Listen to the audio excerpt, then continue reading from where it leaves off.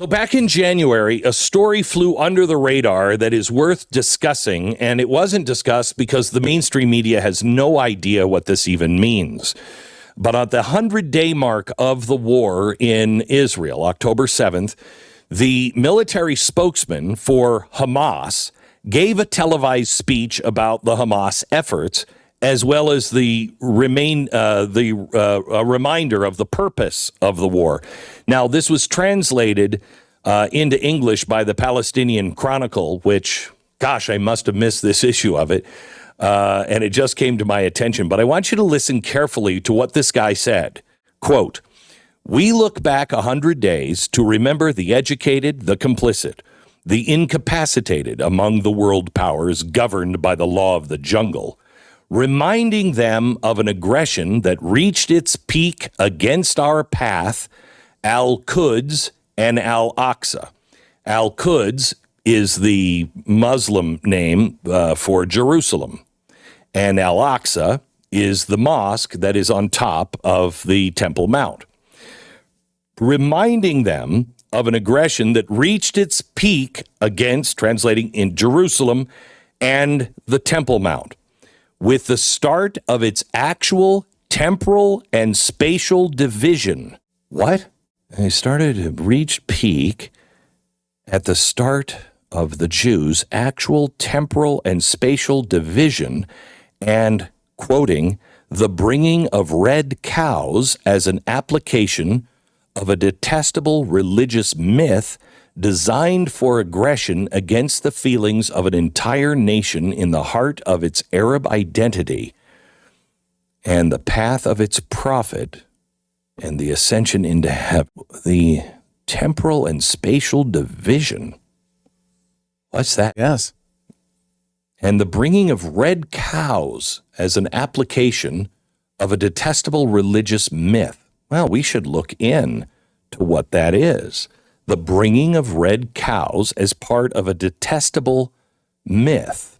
Red heifers are the detestable religious myth, according to the leader of Hamas. A red heifer in the Old Testament, to be sacrificed, has to have no more than 2 black or white hairs. And they check them. It has to be unblemished, all red hair. And that's a 1 in 50,000 chance that your red heifer is going to be born like that. And it cannot have more than 2 black or white hairs, even before having their ears tagged, a common practice with livestock that would disqualify them for ceremonial use. But these 4 heifers remain blemish-free. And according to the Temple Institute rabbis, they want to carry out this detestable, what did he call it, myth and a ceremony before Passover. So just before Easter. Only 9 heifers have been sacrificed since Moses. 9. And that happened between Moses and the year 70 AD. And the feeling is, or the myth of the Bible, is the 10th red heifer ceremony would bring in the Messianic age. Now, I don't know about you, but those people who are like, I think Jesus is coming soon, they're so crazy. So I don't believe any of that craziness. But they bring in the Messianic age. Now, people who are religious Christians, they believe that that is the first step to rebuilding the third temple. And it has to be built before the Antichrist comes and desecrates it. Of course, I mean, he wouldn't desecrate it and then they'd build it. But then the Messiah comes. Some of us believe that's Jesus. And he had a return ticket when he came the first time. So he's coming again. Now, what does this mean? Why is Hamas saying 100 days into the war It was the transfer of these red heifers from Texas to Israel that played a role in October 7th. We've been talking here the last few minutes about red heifers. Red heifers are important for a purification process that needs to be done before the Temple Mount can be restored and the temple can be rebuilt on it. This is something that Hamas, really its charter, came from. This is a story that has not been really even heard in Israel. Secular Israelis probably are not even aware or interested in the presence of the red heifers in Israel. And if you're not religious, it probably means nothing to you. However, Hamas has just pointed out that they are at least following the red heifer story close enough to use it as the stated reason to launch the surprise invasion and attack that they called the Al-Aqsa flood, Al-Aqsa Mosque. The mosque is the third holiest site in Islam. This is where there was the mythical journey of Muhammad, and he was brought from Mecca to the Temple Mount on some sort of donkey with wings.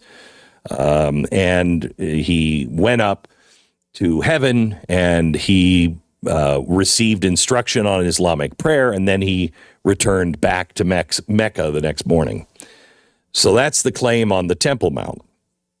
The Hamas terror attack on October 7th, if you're going to rebuild the temple, you need to purify it. And purifying it, according to the book of Numbers, chapter 19, is a heifer, a red heifer ceremony that results in the creation of ash and water mixture, and that cleanses the entire nation of Israel from ritual impurity. And then the ceremony requires some of the blood to be sprinkled at the front of the tabernacle, and that later became the temple. It usually took place at the Mount of Olives, where they are planning on doing this again in the coming days. It is essential for all aspects of the temple and temple worship to take place. In addition, anyone participating in temple worship would be required to be sprinkled with the ash water. Beyond that, even without the presence of a physical temple, the ceremony would allow the general population to be ritually cleansed and remove much of the religious prohibition for a Jewish presence on the Temple Mount. When are they planning on doing it? Well, they imported these red heifers before October 7th. We now know that Hamas said that this was part of the reason, because they're going to use the red heifers to purify the temple, which is desecration to them, purifying them so they can then actually go up, and even if there is no temple, they can pray as if they were in the temple. They are going to do this Passover weekend. So Easter weekend, if we are to take Hamas at its words that no media is reporting on, you don't have to believe the red heifer thing. I do. I believe they believe it, and I believe that the third temple is part of the return of Christ or the coming of the Messiah, and I look at these things seriously because I know the Middle East looks at them seriously, and I believe in the return of the Messiah. We should be watchful. We are told to look for these things. And I think the best thing that we can do is pray